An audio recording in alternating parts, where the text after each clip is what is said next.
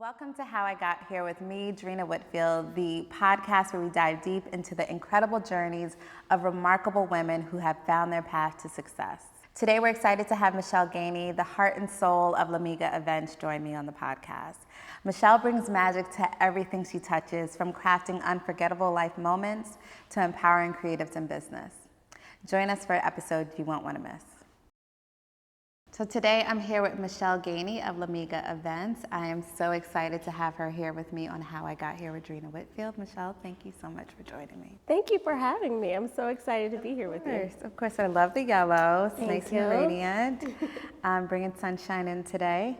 But before we dive in, I like to always ask my guests this question, and it's going to take it back a while. Okay. Because even for me, I can't remember. But when you were graduating high school, when you had your high school yearbook and it said, in 10 years, Michelle will be XYZ, what did you write? I was going to be an attorney. Oh. Yes.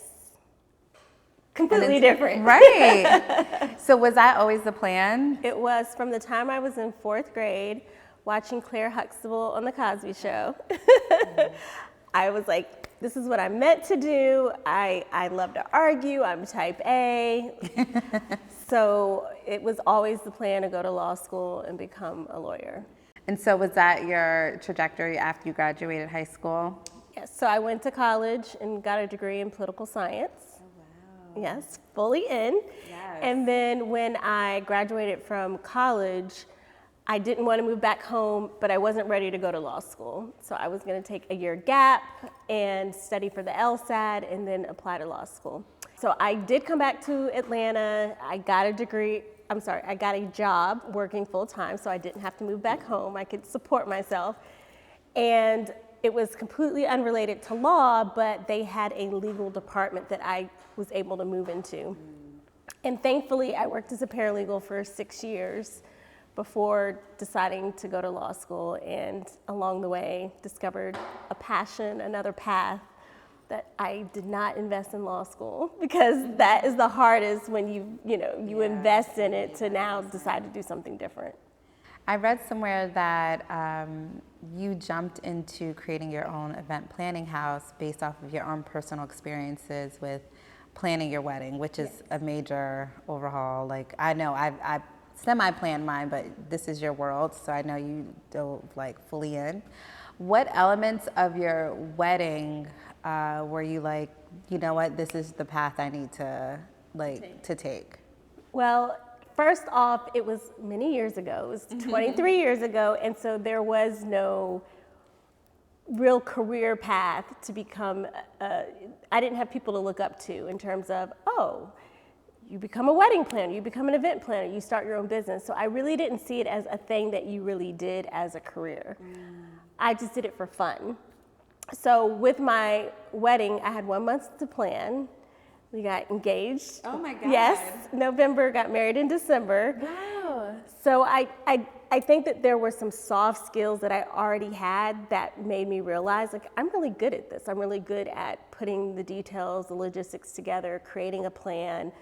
And from there, it was more of a hobby. So I would help friends and family with their milestone birthdays, their baby showers, and I kept getting encouragement. You're really good at this. Like, you should really make this a business. And I'm like, oh, it's just something I do for fun. It's not something that you really earn a living at. And I was on maternity leave with my first daughter in 2004, and was really at a crossroads of, the attorney I worked for was like, you really need to go to law school, make the jump, like, you're too, talented and to just stay in the spot that you're at. And that's when I decided, I don't see my life in that way. If I have one life to spend and I could spend it in an office working 60 hours a week, not seeing my family, my kid, versus creating a job, a career where I could be there with her, when I wasn't doing events.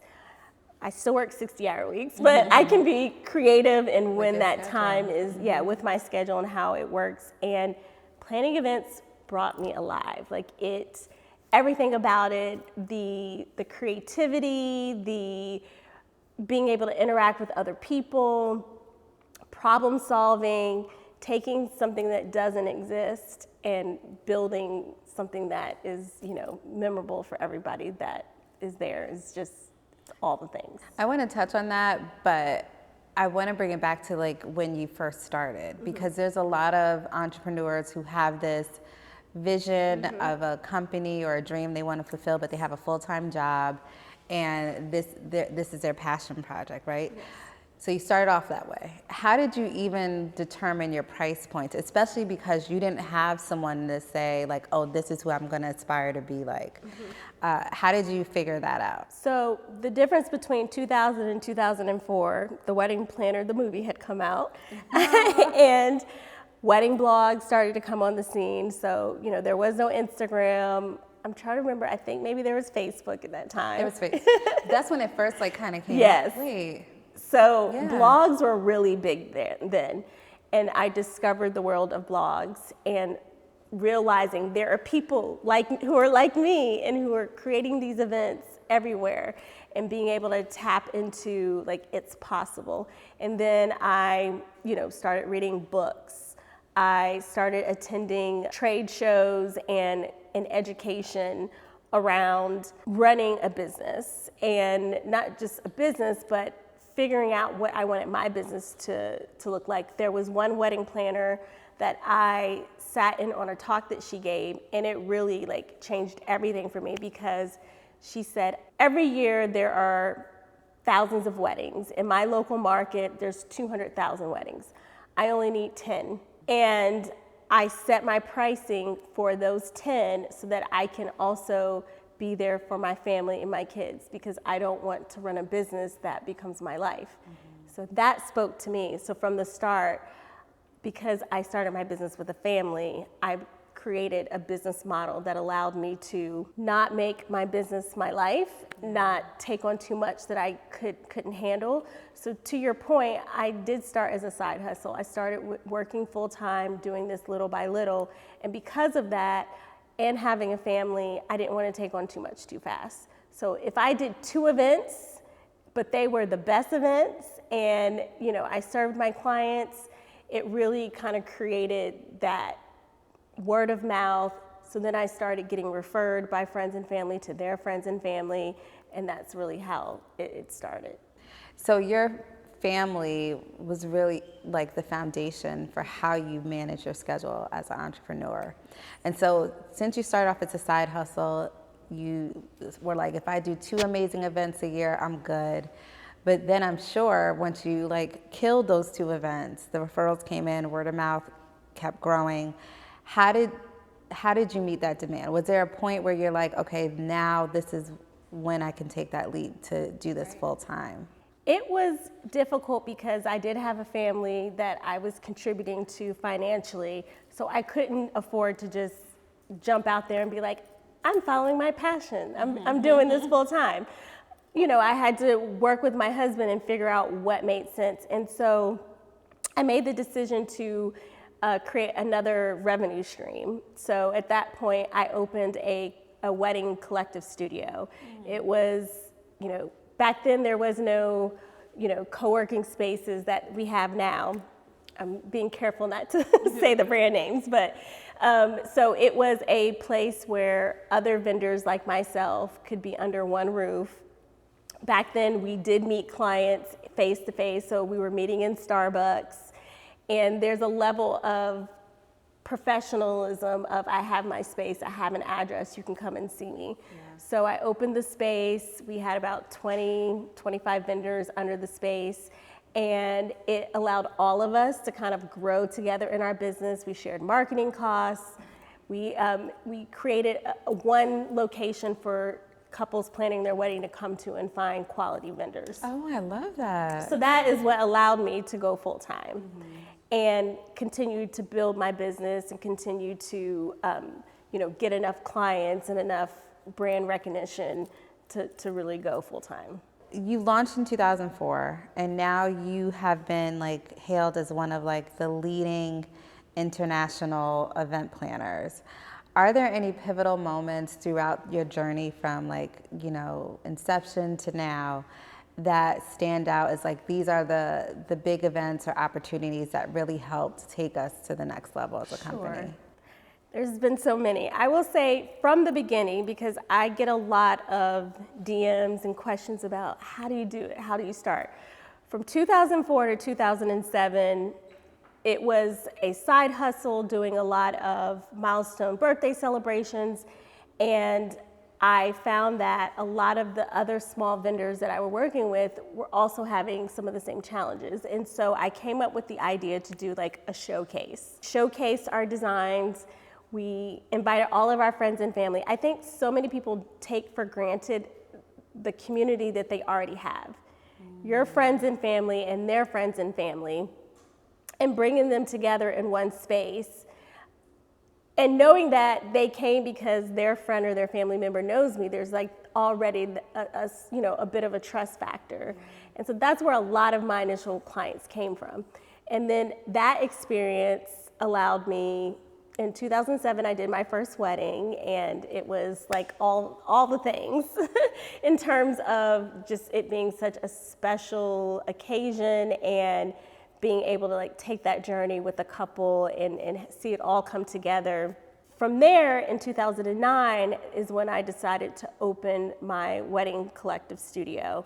And so then that allowed me to go full time. But it was also having these vendors that we came alongside each other at the same time. And I have a lot of people who, especially with social media these days, I want to work with so-and-so, I want to create relationships, but I think people negate the fact of building where you are. I built with a team of people who we had, a similar style, we had similar clients, but we were hungry together and we supported one another and we grew together to where we are now. And I think building that strong community of like-minded people where you are instead of always trying to go to the top can be very helpful, and it was definitely helpful for me. From there, I think it was 2011, I did like my first celebrity wedding, and from there, I started picking up some athlete clients and just different clients that allowed me to express creativity in a different way. I didn't start out doing weddings, I started out doing milestone celebrations. And with that, it's always what's the theme? What's the theme? What's the color palette? And even before event design was a thing as it is now, I had this sense of, even with weddings, my approach was, what is the story that we're telling? And it was around 2012, 2013, I was sitting in a workshop for wedding vendors, and the speaker was challenging us to really decide what was our distinguishing factor that separated us from everyone else. And he asked me, what do you do? And I'm like, well, I do beautiful and elegant weddings. And he was like, everybody does beautiful and elegant weddings. You're not saying anything. And the people in the room started coming to my defense. You don't understand, like, she's so good at what she does. He's like, I'm not saying she's not good at what she does, but if she can't distinguish what makes her unique and own it. And I think until then, I was trying to be like everybody else. I was trying to look like everyone else. I was trying to have my services set up like everybody else. And because that's what you do as a wedding planner. You have packages, you have, X, Y, and Z. And through that process, I really discovered like design is what brings me alive. I'm type A, so my logistics have to be on point. It doesn't matter how beautiful something is. If it doesn't start on time, if people don't have food, if their feet hurt, like that adds to the design, but design is my passion. And so he was like, well, you should never be working on a project where you're not designing it. And you need to call yourself a designer. I'm like, well, nobody knows what that is. Back there, then there wasn't like event designer. You were either a florist or a wedding planner. But from that, I started building my business around that.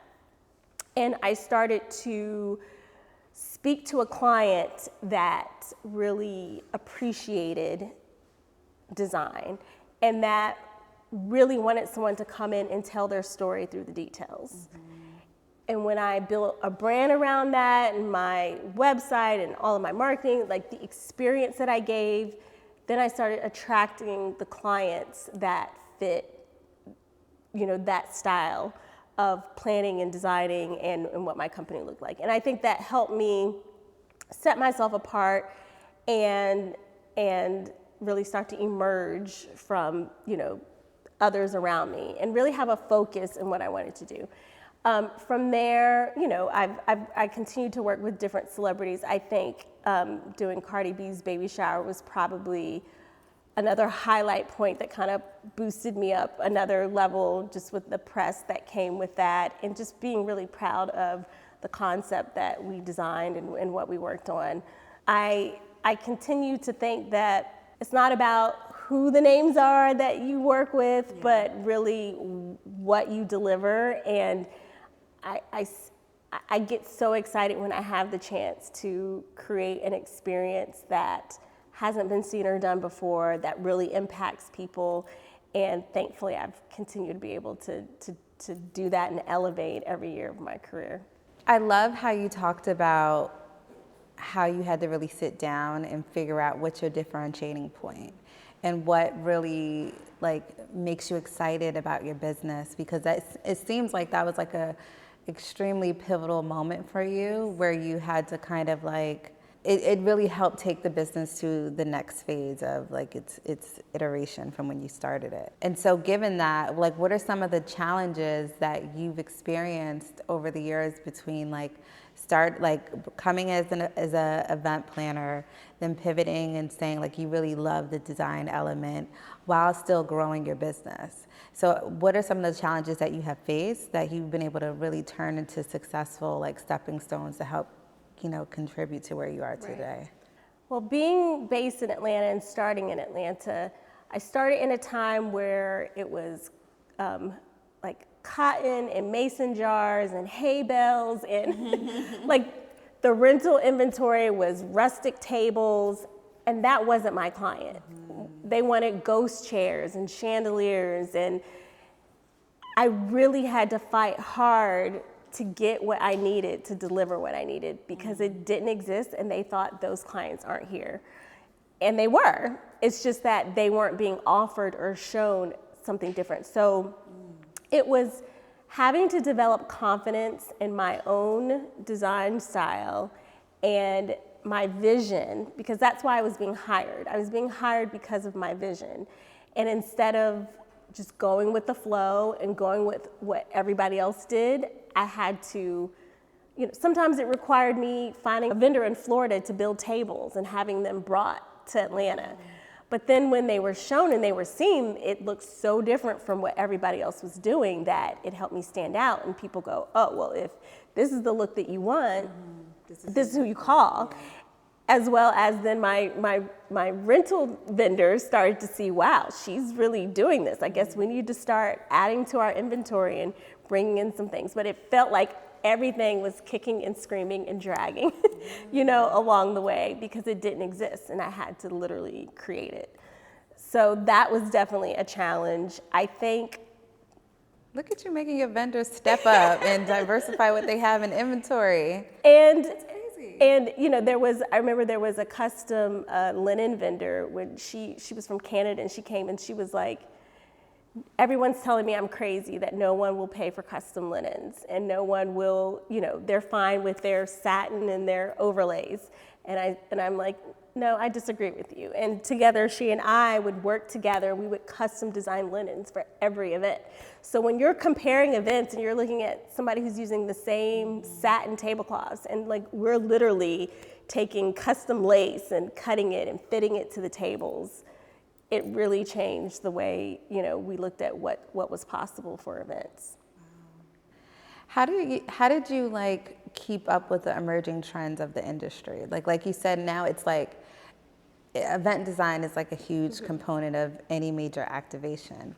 So how did you stay on top of those trends as it comes about? Don't follow trends. Come on.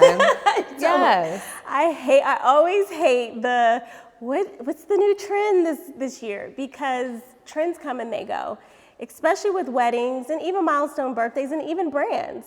I feel like when we're true to the story of who they are, what we do is we find fresh ways to tell that story. So for instance, I had a wedding where the bride was a chemistry professor, and for her escort cards, we did letterpress escort cards inside of test tubes, and we displayed them in like a chemistry test tube setting. But it came from the story of who she was. And then I just found a unique way to tell that story. How did you even come up with that though? I'm story driven. Like, I want to know, what is the story we're telling? Even a brand, when I work with a brand and I'm doing an activation, I always start with, what's the story we're telling? How do you want people to experience your brand? What do you want them to walk away feeling? I start with the feeling we want our guests to have, we want our couple to have, and I reverse engineer it. And I think that's what makes me great at what I do, because I do find new and unique ways at telling that story, but it's always story driven. So I don't want to hang a chandelier because it's trendy that year. I want to hang a chandelier because, yes, like the bride is obsessed with Disney and she wants to feel like a Disney princess. And by hanging that chandelier, it's giving her that element. There's every event that I've done, I can look at any detail and tell you why we chose that detail. I love that. And honestly, like it very much aligns with how I am as an entrepreneur with my company. We were having the conversation earlier about PR and what differentiates that from direct marketing, digital marketing, but at the core, it always goes back to the story. And so I love that that's the main driving point for every single event you plan in your business, because I don't think, and I've never even really thought about an event planner or designer really like caring about the story that I'm trying to tell through an event. Yes, and we always elevate what we're doing, so it's gonna be glamorous, it's gonna be beautiful, it's gonna have wow factor, but I always say there has to be meaning in the details. And I think the more that I get those elements of story and we can collaborate and we know where we're going with it, like, I get so excited. I geek out on like, oh, what we can create and what we can do, and it's so authentic. And I think that's why it doesn't look like anybody else's, because nobody's story is the same. Is there an event that you planned or a story that you told through one of your events that truly like stands out as like, this was one of the, most heart-touching events that everyone left feeling, even like it brought tears to your eyes, or it made you feel excited and like you loved putting it together? Is there one that really stands out over the years? It's hard because it's like asking me, who's my favorite child? Like there's just so many details that, I just, but I will give you an example. I designed the BET Her Awards. It was the first time it being in Atlanta, and we had about 6 weeks. So it was a very short time frame. And come on, doing it all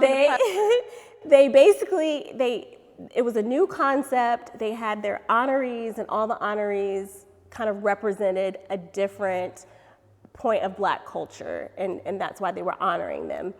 And they knew they wanted the room to be beautiful, but aside from that, that's all I got. I didn't have a color palette. I didn't have, that's all I got. And so they just said, I want it to be beautiful. Yeah. Okay. And present us something and let's see what you got. Okay. And I went with the story in my head of, these are powerful Black women who are beautiful, who are the top at their level of what they do. They're sophisticated, stylish. And so I designed a space that I felt like really became the background for who they are and what they represent. So I wanted something that was powerful and strong. So we went with Black as a base color, which, number one, we didn't want it to feel like a wedding, right? Because it was an award show. Mm-hmm. But I got a lot of pushback that, shouldn't we go with like blush and gold, blush and ivory? And I'm like, that to me is boring. Mm-hmm. And it doesn't represent the power of who these women are. So we went with Black, blush, gold, burgundy, rose gold. So you had the dynamic colors of the deeper tones with the blush and the gold. And then we designed the stage and the room that they were in to create this setting of, you know, powerful Black women being honored for all that they contribute to our community. But even reverse from there, we created the step and repeat that carried on the story, but outside of the space, we designed an articulating wall. So it's like, it's visible from two sides. So one side had the face, the other side had their name and the category that they were in. And then, so it's all black and white, really clean, but then beautiful, lush, blush floral on top of it. So just that dynamic, as dynamic as these women were, I wanted that to be represented. We created a portrait set for the guests and the honorees to be photographed. And it was this 10, 12-foot frame. And again, in the blush tones, but I just felt like if a queen on a throne, on like a modern throne, and these women were able to stand in their power and be photographed. So it was just like so many layers of meaning, but it all came together in a way that I was really proud of. How long does it take you to come up with these concepts? So like, for instance, you said the BET Awards, the BET Her Awards was like, we just want a beautiful space. We're honoring all these amazing Black women. They didn't really give you much to work with, right? And so you came up with this concept. How long did it take you to come up with that? Because I'm sure it was probably, you said it was a tight timeline. Right? It was a tight timeline. So I think I had a total time of 6 weeks. And then the problem with that is, you know, when you're dealing with, at that level, you have to do renderings. Like all the brands have to approve logos. So it's a very, like, I do not prefer to work in that way. We make it happen, but I prefer not to. I mean, I feel like a 3 to 6 month time frame is a little bit more comfortable. I like to have time to really get to know my client and the story and research ideas and concepts, have time for renderings and back and forth. It's just, in real life, it just doesn't always happen that way.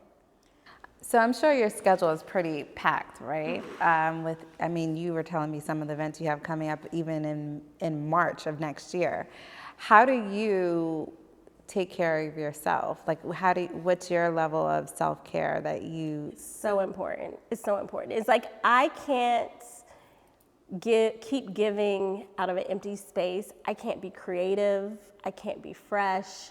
I can't, you know, have the space to deliver my best and the best ideas if I am exhausted and running on fumes. A couple of different things, thankfully. So I have 3 kids and I'm married. So it's also important to me to carve out time for them.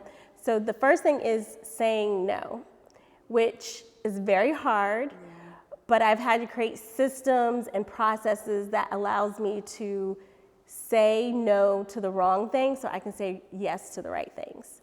And so then when I do get the right projects, I have the availability and I'm excited and I'm not overwhelmed because I've said yes to everything. So that's the first thing. On a daily basis, I'm able to carve time out for myself. My kids go off to school, I'm up and ready, I work out, I do my devotional, I shower, and I sit down at my desk. So by the time I've sat down at my desk, I've like worked off stress because I've worked out, I'm breathing. I realized one time how much I hold my breath, because when you're stressed and you're running from place to place, just having time to like take deep breaths. Very, very true. And just feeling like and having quiet time, like with kids and the dog and the husband and the clients. The rest of my day is craziness. There's like no time where there's not somebody in my ear. So having that quiet time by myself, I can work my body out, I can do my devotional, I can think about what am I grateful for? You know, having a gratitude journal, having a practice of kind of getting out, especially being type A and a worrier, having a place to like get out everything that's in my head, everything that's worrying me, just gives me clarity in my spirit, in my mind. So then by the time I take a shower and I sit down, I'm like, hey, great, what's on the plate today? Let's get it done. Let's attack it. So I think that's a big part of it. I love to travel. So, making opportunities and time to travel with my family, by myself, with my friends, my favorite quote is, you can have it all, not all at the same time. So understanding in this season of life, what is my priority? Because it can't be all the things. And then really carving out the space for my priorities, and then understanding, okay, the rest will come. So that might mean in this season, I can only do 10 events a year. But I'm gonna be good with my 10 events a year because my kids are gonna leave at some point. And if I wanna do more, I can do more. My first just went to college and I can't believe it. And so it's like, it's not gonna be that long before I have, Where did they go? She went to Furman University in Greenville, South Carolina. So she's not too far away, but it just makes you realize, like, we feel like this is gonna be our life always. Yeah. And I'm never gonna regret being there for her and making, memories with her versus, well, I had to miss it all because I was working. Right. What time are you up in the morning, though? I'm like, what time do you get up? So my youngest is in second grade, and his bus picks him up at 7:20. So we're usually up at 6:45. I get him on the bus at 7:20. So then I usually have from like 7:30 until 10 to do all the things before I sit down at my desk. Okay. So it's not crazy early. I was like, because that sounds a lot, because I thought you were doing all that before you got them out the No. door. I was like, they're out the house, so I really have the time to myself. I hear you. It's hard when you've got, Mommy, I need this, Mommy, I want that. So no, they're I have an 8-year-old and I have a 1-year-old, yes. so I know. Yes. And you talking about quiet time. I like to drive in my car with nothing on. And my shower time time is sacred. They know unless the house is burning down and you got to call 911, do not bother me when I'm in the shower. Like, I will take a 20-minute shower, and like that is my quiet time. We talked about the evolution of the industry, right? And so, like you said, when you first started, there was no roadmap for you on like, I want to aspire to be like XYZ. Now, I'm sure there are plenty of event planners and designers that are like, I want to aspire to be like Michelle Ganey. What is like your top tip of advice that you would give to the next emerging event designer or planner that's coming up that may have started their business as a side hustle like you?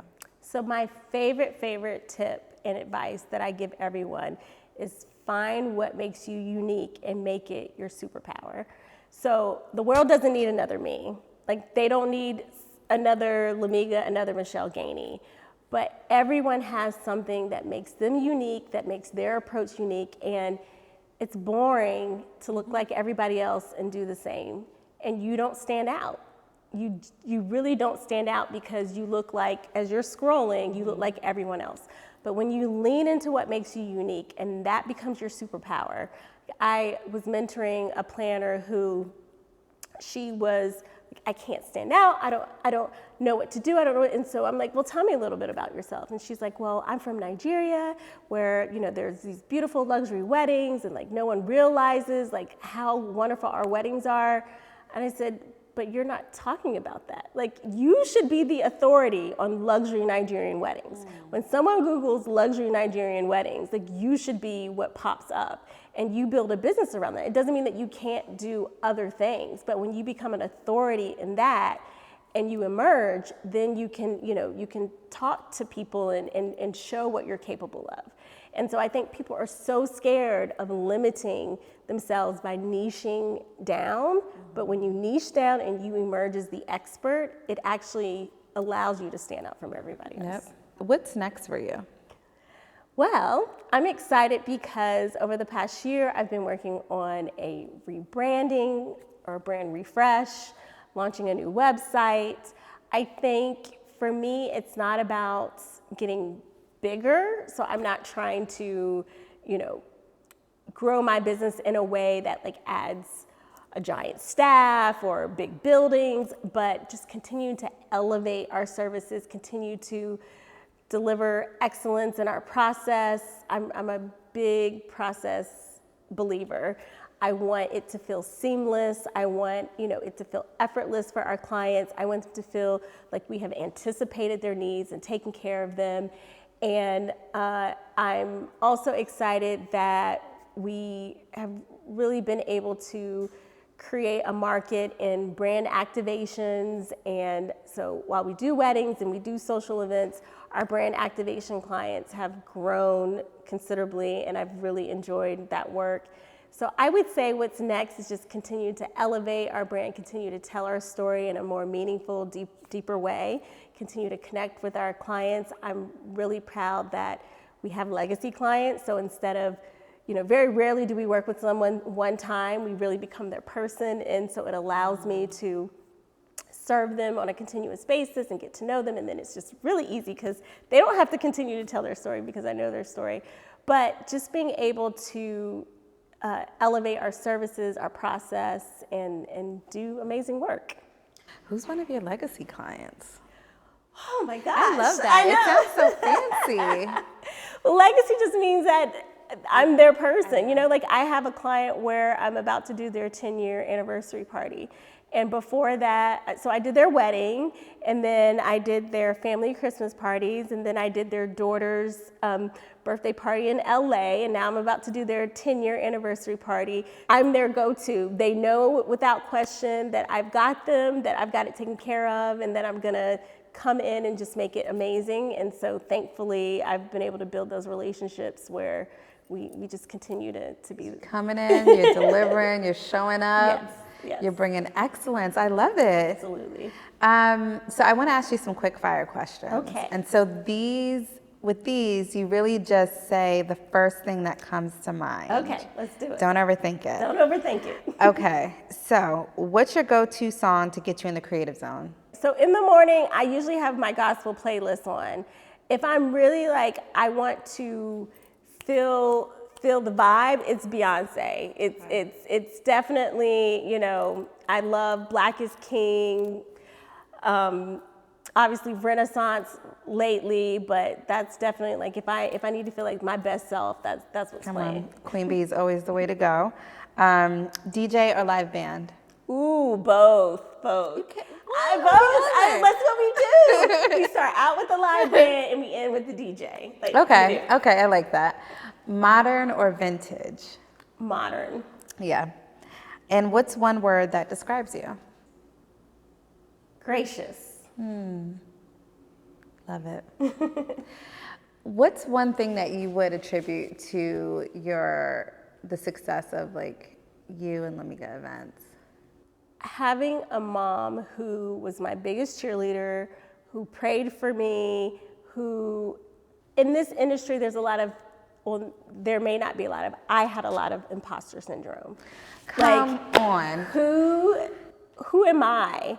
And do I really fit in? And am I worthy to be in this room? And she is the person that always reminds me who I am. Anytime that I forget or that I'm not sure, she reminds me who I am, what I'm capable of. And so for sure, my mom is a big reason why I'm here today. Can we talk a little bit about imposter syndrome? Sure. Do you think, and I'm asking this because I've gone through that too, especially because like you, I started my company with not really having anybody to look up to, how do I do this? So do you feel like that's why you experience imposter syndrome for a while, because you came into the space, you created this company without a clear roadmap or even just a mentor to help guide you along the way, and you're figuring it all out on your own? That is definitely a part of it. I think part of it too was I knew that I wanted to create something that didn't exist, but in a way that was not expected of me. So I feel like as a Black female, the expectations are down here, right? And so in every room that I walked into, I had to prove that I was greater and better than the expectations that they had of me. So Stop acting like you know my life, okay? And so because of that, it's like in the end, I surpass and I rise to the challenge and I get it done, and they remember me, and they never have that low expectation again. But there's always that little fear when you step into the room of, am I gonna be able to do this? Am I going to be able to, blow them away? And even though I know in my gut I'm doing the right thing, it's that feeling of, will I get it done? And thankfully I have always gotten it done, and I've been able to build a company and a name where, they always say the biggest, compliment is your name being brought up in rooms that you don't even know about. Mm-hmm. And I'm so thankful that I've had clients and people that have referred me for opportunities based on my reputation, based on the work that I've done. But it's because of the consistency of delivering, excellence and surpassing expectations that has gotten me to that point. So it's a work in progress, and I think, owning up to it and understanding it is the first step in overcoming it, and keeping those people around you that are going to help you, remind you who you are when you're doubting yourself. And I also think celebrating your wins, no matter how big or small, right? Yes. So I think, and I have a problem with that. For sure. You gotta celebrate. I know, but I'm always like, but it's the team, and it is the team. It's always a team effort. And then also just, one of the hard things too is you're only as good as what's next and what's ahead. And so often we get so caught up in that it's like, well, it doesn't matter that I did that. It doesn't matter that I was on that list because I'm not on the list this year, or, what's next, what's coming up. But you're right, to own it and to sit in it and say, yes, I am. I think what I would love from you, is because I also love coffee books, and there's this amazing one right here. You should maybe create some, I don't know if you already have, but maybe create like a coffee book or something, like just something that commemorates all of the amazing events you've curated and designed. So I used to do, back when I would meet with clients, so with the pandemic and virtual and Zoom so often now, I don't meet with my clients and sit down for a consultation anymore. Everything is over the phone or virtual. But I used to create yearly coffee table books. So every year, like a compilation of the events that I did that year. And that's when we would sit and meet. My clients would pull out the books and flip through and see examples of my work. But you're right, because so much has gone digital now. I think there is something about the tangible product of holding it in your hand. And then it's a reminder for you. Yes, but you know what? I love it. We could take it one step forward. I think you should make a coffee table book of just amazing women, and what are these key things that we don't give me an idea that we can remind ourselves of and motivate other women and like tell the stories. I think that would be an amazing coffee table. Don't give me an idea, because I will have the team on it. Aaliyah, where you at? Aaliyah will be working on it tomorrow. Yes. But I like that. Maybe you could work on it together. Yes, maybe. Well, Michelle, thank you so much for joining me today. Thank you for having me. I truly appreciate you. I can't wait to see everything that's coming out for you in 2024, this 10-year anniversary part. It's an anniversary, right? Celebratory. Yes, it is. I can't wait to see that on social media. And I mean, the story is crazy, because they were high school sweethearts. They separated. They broke up in high school. They reconnected at their 35-year high school reunion. Really? Yes. And the love was there, and so it's such a great story. We gotta talk. I'm gonna help you figure out how you could share the stories even more. Yes, I love that. On your pages. But thank you so much for joining me. I truly appreciate you. Thank you so much for Scooby for introducing us. Scooby. Love you. And